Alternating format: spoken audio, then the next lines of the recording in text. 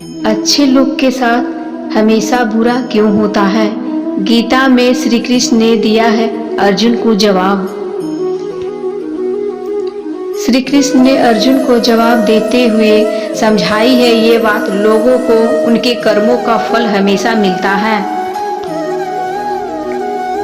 गीता सार अपने महसूस किया होगा कि जो लोग अच्छे कर्म करते हैं वो परेशान रहते हैं, वही जो बुरे कर्म करते हैं वो खुशी से रह रहे होते हैं। अच्छे कर्म करने वाले परेशान होते हैं कि आखिर उन्हें इतनी परीक्षा क्यों देनी पड़ रही है,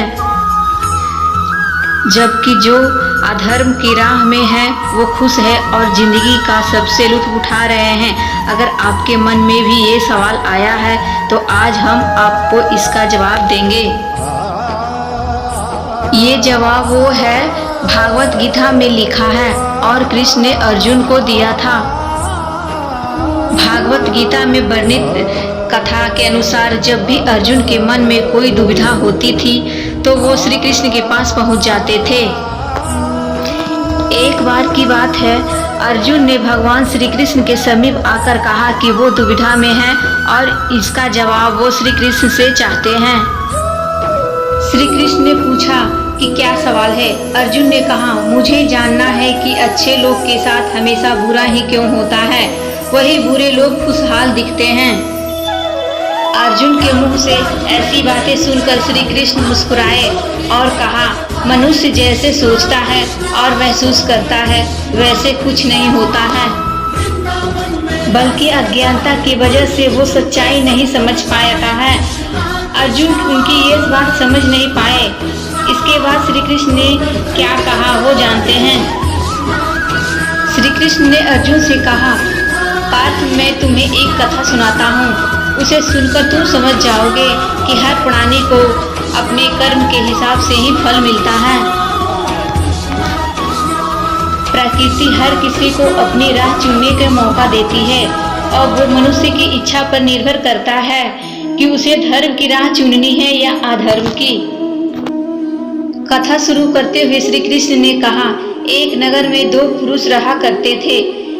एक पुरुष व्यापारी था जिसके जीवन में धर्म की बहुत महानता थी।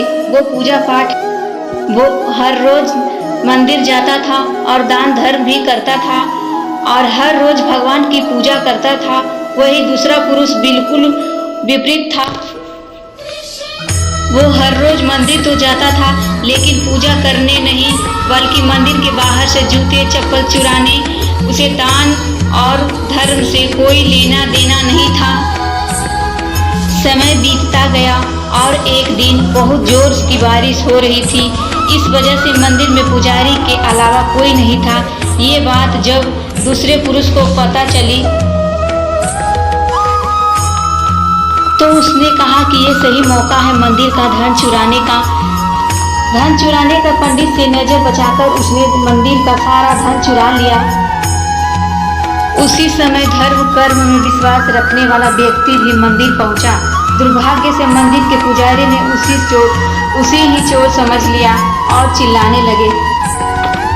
वही लोग एकत्र हो गए और उसे बहुत मारा। किसी तरह वो बचते बचते वहां से निकला तो दुर्भाग्य ने उसका साथ वहीं भी नहीं छोड़ा। मंदिर के बाहर वो एक गाड़ी से टकरा गया और घायल हो गया। फिर वो व्यापारी लंगड़ाते हुए घर जाने लगा तो रास्ते में उसने कहा, आज तो मेरी किस्मत चमक गई है, एक साथ इतना सारा धन मिल गया। ये सब देखकर उसे बहुत बुरा लगा और उसने अपने घर से भगवान की सारी तस्वीरें निकाल दी। कुछ सालों बाद दोनों पुरुषों की मृत्यु हो गई। मरने के बाद जब दोनों यमराज की सभा में पहुंचे और भले पुरुष ने दूसरे व्यक्ति को उसने क्रोधित होकर यमराज से पूछ ही लिया, मैं तो हमेशा अच्छे कर्म करता था, दान में विश्वास रखता था, उसके बदले जीवन भर मुझे अपमान और दर्द ही मिला। और इस व्यक्ति को नोटों से भरी पोटली, आखिर ऐसा भेदभाव क्यों?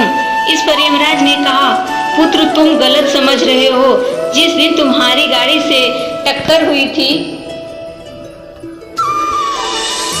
वो दिन तुम्हारे जीवन का आखिरी दिन था, परंतु तुम्हारे अच्छे कर्म के वजह से तुम्हारी मौत सिर्फ एक छोटी सी चोट में बदल गई। तुम इस दुष्ट व्यक्ति के बारे में जानना चाहते हो? दरअसल इसके भाग्य में राजयोग था, मगर इसके कुकर्म और अधर्म की वजह से वो सिर्फ एक छोटी सी धन की पोटली में बदल गया। कथा सुनाने के बाद श्री कृष्ण अर्जुन से कहते हैं, क्या अब तुम्हें तुम्हारे सवाल का जवाब मिल गया? ऐसा सोचने कि भगवान तुम्हारे कर्म में नजरअंदाज कर रहे हैं, ये बिल्कुल ही सत्य नहीं है। भगवान हमें कब क्या किस रूप में दे रहा है मनुष्य को समझ में नहीं आता है, मगर आप अच्छे कर्म करते रहो तो भगवान की कृपा हमेशा बनी रहती है। क्योंकि श्री कृष्ण ने गीता में भी बताई है कि किसी द्वारा किया गया कर्म बेकार नहीं जाता, चाहे वो अच्छा हो या बुरा।